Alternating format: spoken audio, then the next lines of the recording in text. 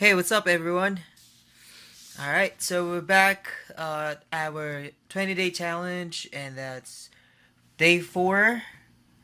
And first up, we have 9, or the kanji for 9, which is related to kokonotsu, or 9 things.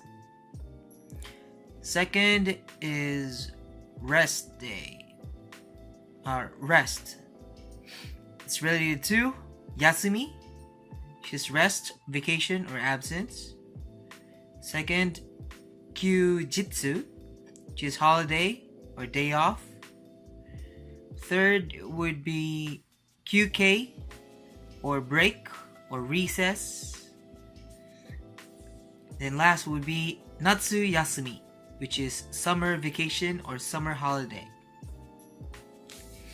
Third, we have our kanji for jewel or ball.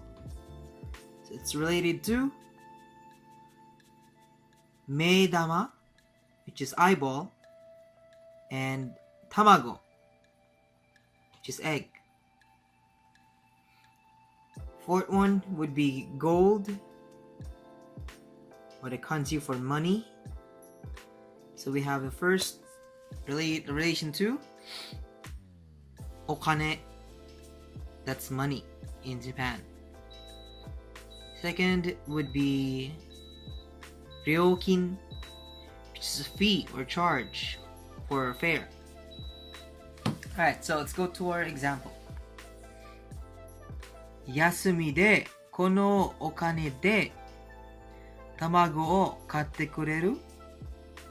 Which means on the rest day, can you buy these eggs for me using this money?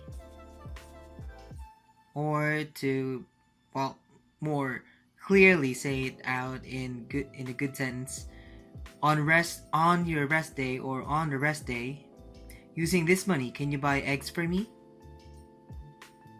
Alright, second sentence is 9つお願いします, which means 9 pieces, please. Alright, so there you have it.